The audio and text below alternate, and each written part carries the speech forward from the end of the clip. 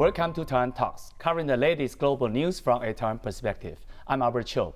Since President Donald Trump's term, there has been a consistent flow of visits to Taiwan by various U.S. politicians, encompassing officials and Congress members. This pattern has persisted during the Biden administration. Nevertheless, scant attention has been given to delving into the identities of these politicians and whether any internal rifts exist within the U.S. concerning their stance on supporting Taiwan and countering China. Joining us today are Professor Chen-shen from National Chengchi University, and he is also a Taiwan-U.S. relations expert, and Professor Lev Nachman. He's an assistant professor also from National Chengchi University. A very warm welcome to all on the show.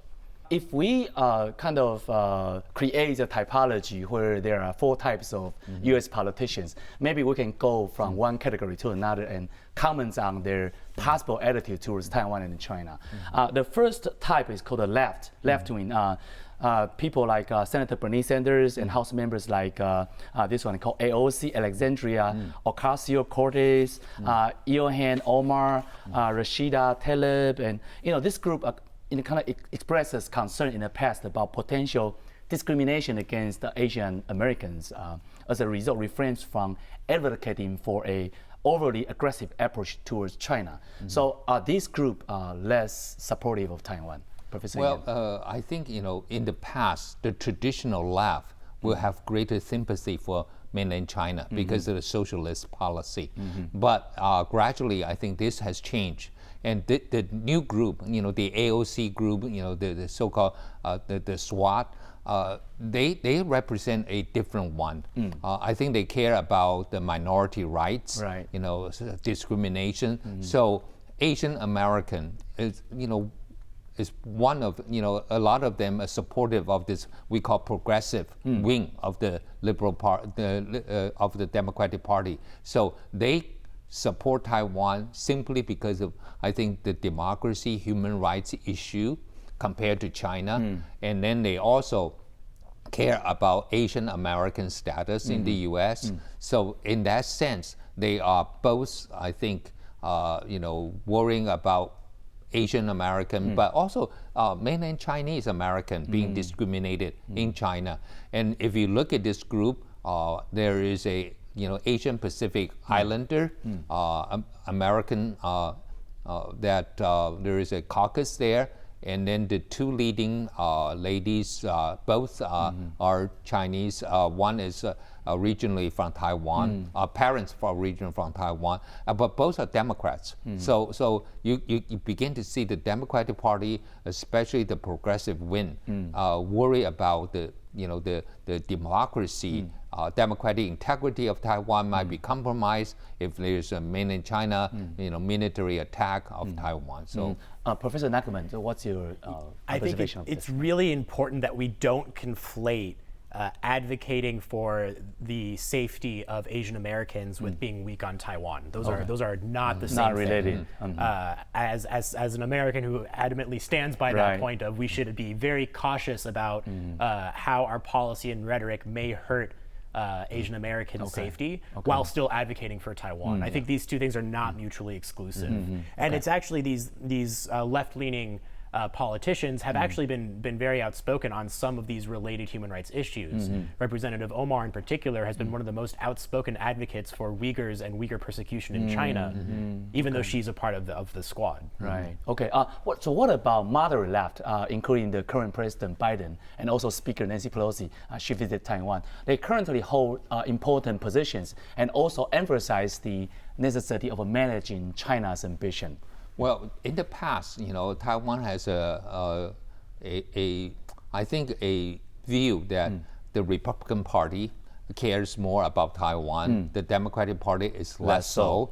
But I always argue that the Democratic Party, because of its values on equality, on human rights issues, and they are probably less concerned about the business interests of U.S. in China. So they worry more about the freedoms, democracy, the minority rights in China. So in that sense, they might be more sympathetic to Taiwan. Whereas sometimes, the traditional Republican pro-business element, they might be critical of China, but if there is a business interest, they probably will compromise their personal belief. Okay, Professor Nachman, what about Republican, the third type, Republican establishment, including Mitt Romney, Liz Cheney, Cheney's daughter? They might prioritize economic interest with China to a certain extent. Well, I think historically the Republican Party has been very pro-free trade. That's been a fundamental value of not just conservative politics, but of both sort of moderate left and moderate right politics in the United States, where even Democrats and Republicans of sort of this moderate wing, I think, have always approached the relationship with China as one of potential economic opportunity. Not necessarily at the expense of Taiwan, however. I think it's very important to clarify that sort of this history of wanting economic trade with China has not been a zero-sum game in the minds of most American politicians. What about the right wing? Sometimes it could be even ultra right wing, like John Biden, Ted Cruz, now the rising political star from the North Dakota, the governor Doug Burgum, Ron DeSantis from Florida, Mike Pompeo. I mean, they are strongly opposed to China's policy and lend support to Taiwan. Well, I think there is a traditional, if we look at history, right, there is a traditional anti-communist tradition in the Republican Party since 1950. We did have like Who Lost China, blamed the Truman administration, and then the McCarthyism, and even Nixon, when he was elected president in 1968. My father was very happy because Nixon was considered to be a anti-communist hawk, but then he's the one to open up to China. Open up to China. So there is a tradition of anti-communism, anti-China within the Republican Party, and now this new right-wing group, I think, just followed that tradition, which in between there was a neocon, and then also here you also have to have this. Remember, freedom fighters, the Freedom Caucus here within the U.S., that they follow Donald Trump. And Donald Trump has this rhetoric against China, which might not be as substantial as Biden, but still it's a rhetoric that somehow create a new anti-Chinese environment in the U.S. So it is something that everybody wants to do right now. The politicians, they want to take a strongly anti-China standards, and this ultra-conservative is an element of that. Professor Nachman kind of shifted the gear a bit. So how do the Republicans and Democrats, in your observation, differ in their approach towards Taiwan?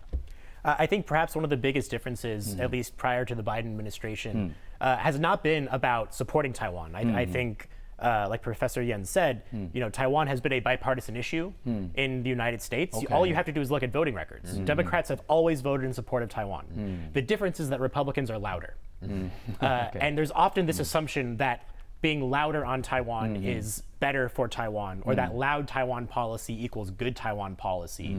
And I think there's disagreement from some in DC, especially among Democrats, who would say that just because you are loud on Taiwan does not mean that you are good on Taiwan, or that being loud is a necessary feature of good Taiwan policy. Okay, considering the bipartisan nature of politicians visiting Taiwan since 2016, such as Nancy Pelosi and even Kevin McCarthy, even though he did not come to Taiwan, but he met up with President Tsai Ing-wen in California. Do you believe high-level visits between the U.S. and Taiwan are now an irreversible trend? Can China do anything about it to stop it? Well, I don't think it is going to be reversed. I think there will be politicians, some probably out of the need, serving on the Armed Services Committee or the Foreign Relations Committee. They want to understand more. But some are, just playing politics. They want to visit here and then, shouting to China and maybe getting some kind of exposure at home or gaining some votes. But I think, a lot of people are coming because still, I think Beijing need to recognize the fact these are not government officials. These are representative of people. So it's not government official, and U.S. can always argue that they are not part of the government. They are, representing the people. Do you agree with Professor Yan? Yeah, even before the escalation in the Taiwan Strait, delegations making up of representatives or congressmen have been a feature of U.S.-Taiwan relations for quite some time. It's not new. Beijing presents this as if it's a new red line being crossed. That is incorrect. It's been like this for some time. The difference is sort of the extra jabs that some American politicians are taking when they choose to come here, like Professor Yan said. There's a lot of domestic politics at play here that we don't fully see in Taiwan. So for example, US politicians wanting to lean in on this overtly anti-China rhetoric when they come to Taiwan because that's good for their base of support back in the US, not because they necessarily have Taiwan-US relations in mind. Okay, the final question for the first part is like Antony Blinken and Yellen's visit to China kind of signal the possibility of President Biden kind of rapprochement with President Xi Jinping. So how does Biden's approach of the competition, but not really conflict with China in your observation? Well, I think, Biden, even though a lot of time he slipped his tongue by saying he will, intervene if there is a conflict across the Taiwan Strait, but then, his advisors will walk back his statement and saying there is only one China, and American policy remains strategic ambiguity. So I think, Biden administration is just trying to engage China. Don't let the U.S. and China's relations deteriorate further. But I don't think it can return to the level of early Obama years when you have all kinds of we call dialogues, security dialogue, economic dialogue, and even the people-to-people exchange. So there were a lot of dialogues, and right now you need to resume that. But starting at least, from this year, you have Yellen's visit, you have Kerry's visit, and maybe you can have some we call economic or technical minister visiting. But Austin, the defense secretary cannot visit, and this the most important and sensitive issue.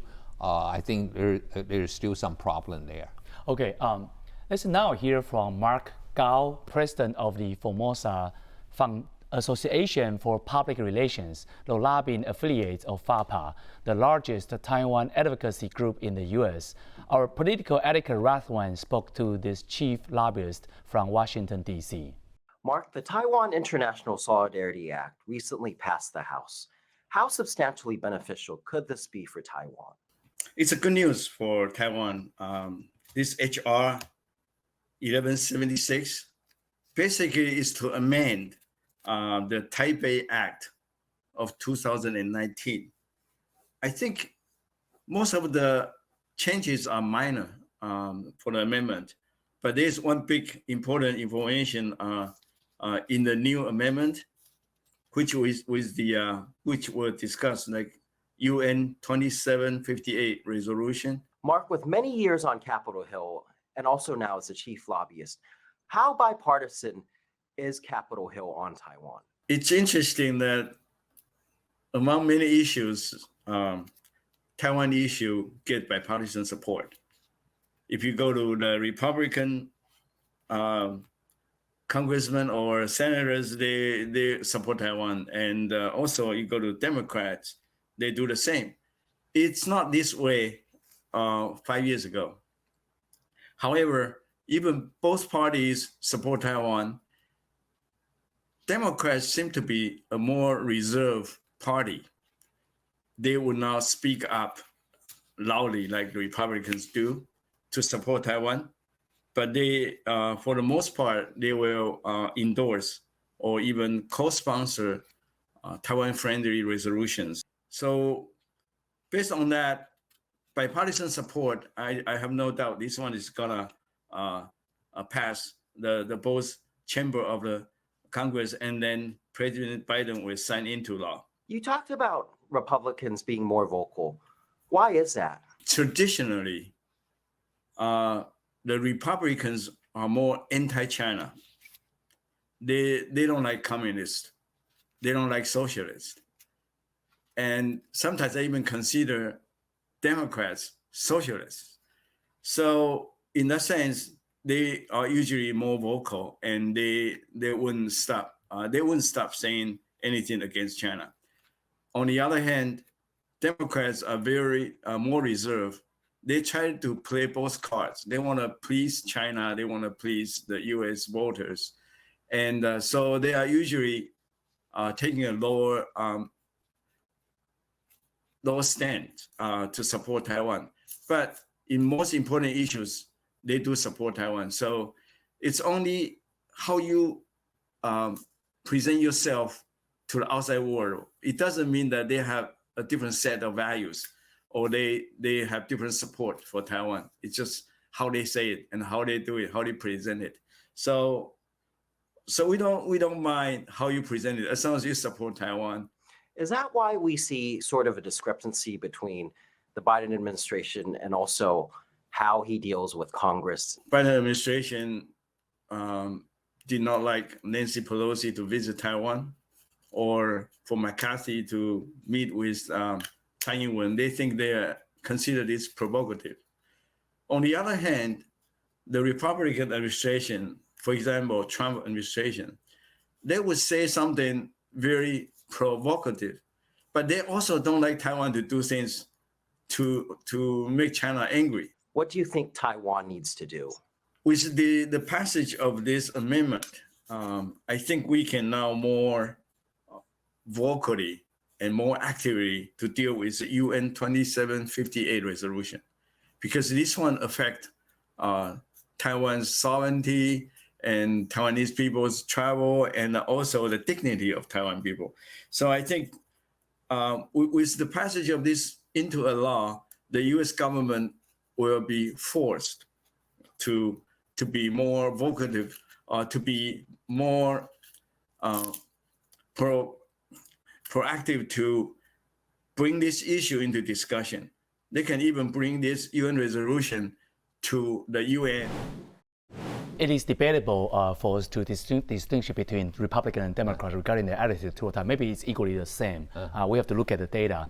But another question I have for both of you is Taiwan's Vice President Lai Ching-te recently stated that when Taiwan's president can enter the White House, the political goal that we are pursuing will have been achieved. It has been reported that U.S. officials have asked Taiwan to clarify these remarks. Do you believe the U.S. is cautious about Taiwan's aligning itself too closely with the United States? Maybe Professor Nachman, you first. Yeah, you know, one of the key features of U.S. Taiwan policy is this approach of dual deterrence. So the United States does not want the PRC to unilaterally change the status quo. That's why we've seen such a pushback against China's military drills that have crossed the median line and have fundamentally changed the quality and the quantity of their military threats towards Taiwan. At the same time, however, the other side of the U.S. policy is to make sure that Taiwan itself does not unilaterally change the status quo. And you know, whether or not the fear of William Lai's comments are justified or not, the reason the U.S. wants clarification is because such a comment from the U.S.'s perspective rings of something that would be too drastic of a policy or a rhetoric from a Taiwanese president. But that's substantive. What about the verbal? I mean, even the verbal could be kind of prohibited or kind of warned by the U.S. officials. Well, U.S. has, you know, at least, you know, in the past, because of Lai's stance on Taiwan independence, and he has to earn the trust of the U.S. But now, with this statement he made, there will be more suspicion about his intention and can they trust him. You have to remember that before 2016, President Tsai Ing-wen visited the U.S. in the 2012 election, before the election, because she was only the chairman of the party. Right. So she can visit the U.S., and she didn't talk about status quo. And she lost the election. I know there are other reasons, but you know, at least she didn't get the endorsement of U.S. at that time. But 2016 is a different story, because she, in the U.S., still she was able to go, and so she talked about, you know, maintaining the status quo. I think the U.S. feel that's you know, music in the ear, so they accept that, and they hope Lai Ching-te will at least say, you know, maintain the status quo, and he did. But people still need to trust him. but then suddenly he has this statement. So there is a further kind of wait and see type of attitude. Okay, so kind of follow up from the perspective of U.S. politicians. Do you think that the cross-strait status quo has undergone any changes to the eye of Americans? Yeah, I think, ever since Nancy Pelosi's visit, there's been a fundamental change in the Taiwan Strait. Again, that's not Taiwan, that's not the US, that's the PRC making these actions that are changing the status quo. And that's why there's been so much support for Taiwan, is because we see these sort of changes being taken upon by the PRC. Again, I think it's just a matter of the United States wanting to feel assured that Taiwan itself would not take any sort of drastic change. And I don't think that Taiwan would. Like Professor Yan said, I think that William Lai has been on this PR campaign for the last year now, trying to convince the United States and the world that he is Tsai Ing-wen 2.0, and that he will maintain the status quo in the same way that she has.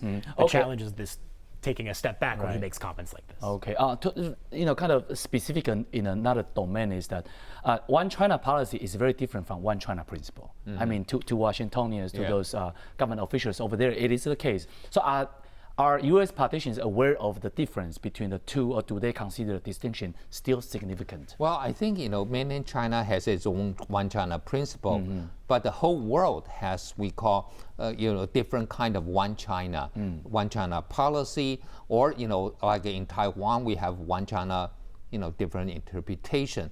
But I thought this is a little bit ironic because the whole world, including after the G7 meeting, also in the the NATO meeting summit, they will say they maintain the one China policy, and then in Taiwan we cannot talk about one China. In terms of U.S., I think everybody has different interpretation. U.S. define what is status quo. So right now the status quo obviously moved after Nancy Pelosi visit. But remember one thing, if the U.S. has not taken any action against China, means U.S. also conceded some about China's unilateral change of status quo. Well, I also want to follow up by the one China, as Professor Yan such. Is that really something, maybe not taboo, but something not popular to say in Taiwan, you think?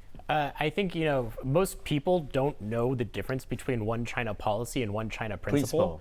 It's confusing. They sound the same, but they're very, very different. It's something that, even Taiwan experts will slip up every now and then and say policy when they mean principle. And to Professor Yan's point, every country has their own one China policy, but very few, except for China's close allies, accept their one China principle.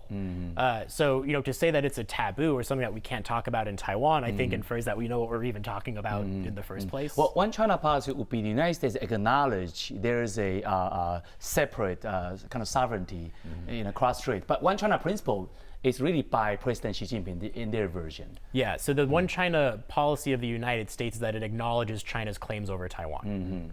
Acknowledges. That's very careful rhetoric. Yeah, but I also want to respond to the UN resolution, which United States recently passed the new act about challenging the wording. Yes, in the UN resolution, it didn't mention about Taiwan status.